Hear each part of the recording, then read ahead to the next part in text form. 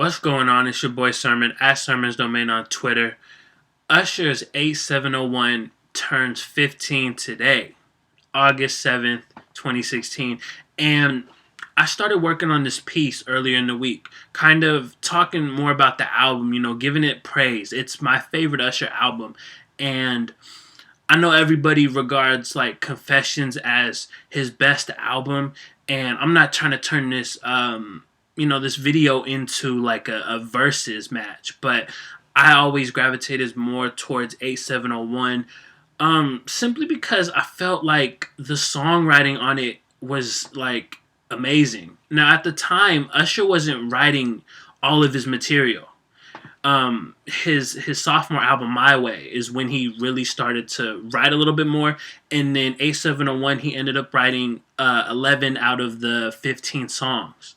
So like he was telling MTV in 1997, like he wanted to make that progression, he wanted to experience that growth, and in order to do that he had to start writing his own material because his debut album was written by a wide range of artists. So when I was kind of doing my research for this, I found out a lot about the album that I really didn't know about.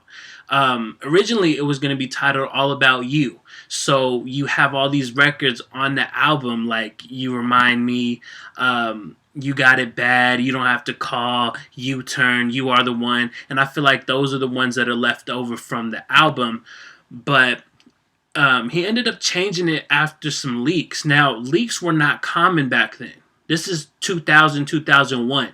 The original date for the album, for All About You, was October 31st, 2000. And then, for some reason, it turned into December 5th.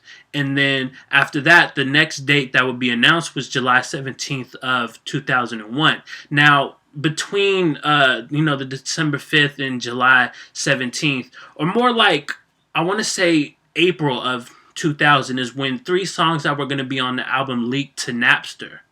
And Usher himself felt like he didn't want the legacy of his third album to be surrounded by these leaks. So he told MTV, again, one of the only outlets to talk to back then, he said, after my music was released to Napster, I didn't think that was fair. I didn't want that to be the way my record was remembered or the way I would present it to my fans.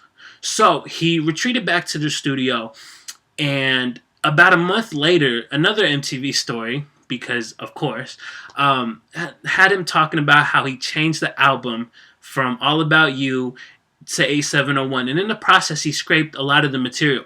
Like I was saying, I don't feel like he got rid of everything, because you got all those records with You in the title, which I thought was cool. I wonder if that was like the whole concept behind the album, was every song had You in it. But he kept those records and went and delivered some more. And I think it was a smart thing to do. Like he said, he didn't want to disappoint his fans by giving them music that they already had. Even if a lot of people probably weren't checking for the leaks, didn't even know they existed. It's not like today where you log into Twitter and you see all these leaks just happen. So, A701, what does the title mean?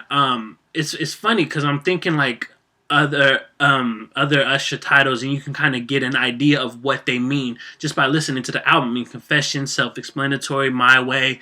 Again, that makes sense when you listen to the music. But A701, at the time, there's another story that I caught up with, and it was talking about how Usher's publicist wasn't revealing what the title meant at the time. So you had that little bit of speculation. Usher would reveal it at a later date.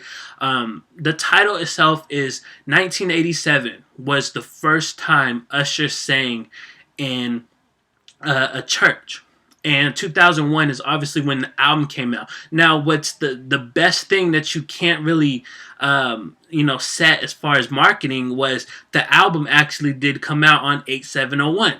August 7th, 2001. That's something that you really can't, plan. It was, his publicist said it was like purely coincidental, but obviously they had some knowledge, like, we have the perfect opportunity. So, he came out with the album, and I feel like it's one of his strongest albums. I was listening to it for the last week, just kind of refreshing on it while I was doing my piece about it. And the one thing that I noticed is that all the music itself is very timeless. You listen to a record like "Twerk It Out" or "If I Want to." Like, these are concepts that were, I don't want to say basic, but they're like very generic to where they can still fit, today.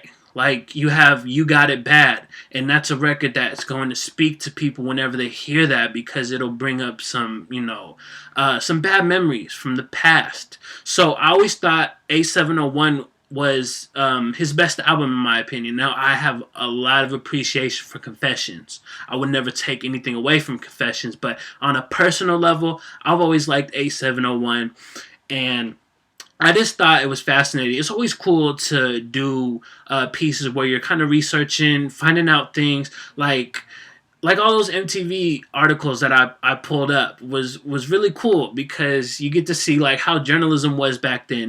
Being a journalist, I like to see how that was and how that went, and what artists were saying back then. So that was a cool aspect. So I'll include a link to my piece if you want to read it in the description section, and then you can tell me what you think about it in the comments below. What's your favorite song off A701? Where does this rank among Usher's discography? Talk to me, and then like the video, subscribe to the channel if you're not already, share the video. Follow me on Twitter at Sermons Domain. And as always, thank you for your time. I appreciate you for watching. And until next time, peace.